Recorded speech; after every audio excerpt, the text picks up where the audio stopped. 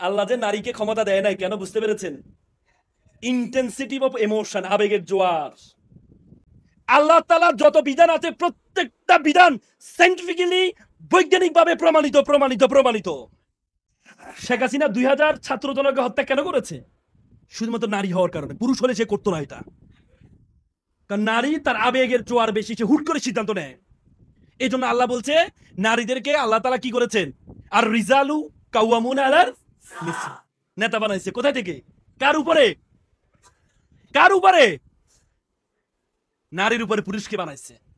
কারণ নারীর হচ্ছে আবেগী, হুট করে করে ফেলে, এরপরে হায়রে কি করলাম। শেখ হাসিনা ওদের জিজ্ঞেস করেন, পার্সোনালি কথা বলে দেখেন, সে বলে হায়রে কি করলাম। কিন্তু উপরে দিয়ে যদি বলে আমি যা করেছি দেশের জনগণের জন্য করেছি। পৃথিবীতে যারাই করে যত আগাম দেবে, আপনারা আর্তুগুল দেখেছেন, কুরুল উসমান দেখেছেন, সেখানে যারা ইসলামের শত্রু যারা, তারা সবসময় বলে আমি বস্তির, আমি তাবুর কল্যাণার্থে আমি করছি, বলে কিনা?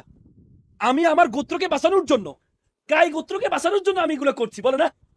কিন্তু একজনও কি কাই গোত্রকে বাঁচানোর জন্য, নাকি সে ক্ষমতা পাওয়ার জন্য? এটা দেখলেই বুঝতে পারবেন আপনি। এই জন্য নারীদেরকে ক্ষমতা এই জন্য দেওয়া হয় না, নারীরা অতি আবেগী। এবং কি ডিভোর্সের ক্ষমতা নারীকে কেন দেওয়া হয় না জানেন? বলেন তো, বলেন না রে ভাই। বলতে লজ্জা পান কেন? নতুন বাংলাদেশ বলতে লজ্জা পান কেন? বলেন কেন? আবেগ। তাহলে প্রতিদিন একজন জামাই তালাক হবে। পুরুষরা তো সহজে তালাক দেয় না, দেয়? কিন্তু নারীকে যদি ক্ষমতা দেওয়া হতো প্রতিদিন একজন তালাক হইতো। এবং ঢাকা শহরে একটা জরিপে দেখা গেছে আমাদের রাষ্ট্রীয় আইনে মেয়ে স্বামীকে তালাক দিতে পারে, তার 99% মেয়ে তার স্বামীকে তালাক দিয়েছে।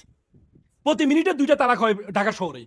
এবং তার 99% হচ্ছে নারী কর্তৃক স্বামী ডিভোর্স।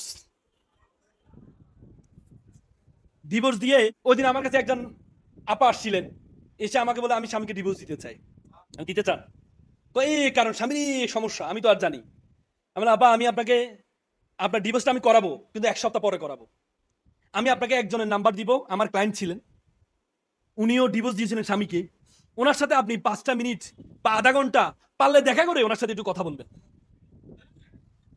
পরে আমি নাম্বার দিয়ে তো শেষ, আমি আর খোঁজ দিই নাই। 1 সপ্তাহ পরে উনি আসছেন, এসে বলছে ভাই আমি ডিভোর্স দিব না। কেন রে ভাই? বলে যে ভাইয়া আমি ওনার সাথে কথা বলে যেটা বুঝতে পেরেছি, ডিভোর্স দিলে যে একটা মেয়ে তার বাবার বাড়িতেও কি হয়ে যায়, হ্যাঁ, বোঝা হয়ে যায়।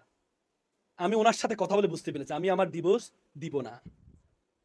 নারীরা একটা কথা বলেন, আমাদের এলাকায় একটা কথা বলে, তো আমার জামাই ভালো তার মেয়ের কথা শুনে, আর আমার ছেলে খারাপ তার বউয়ের কথা শুনে।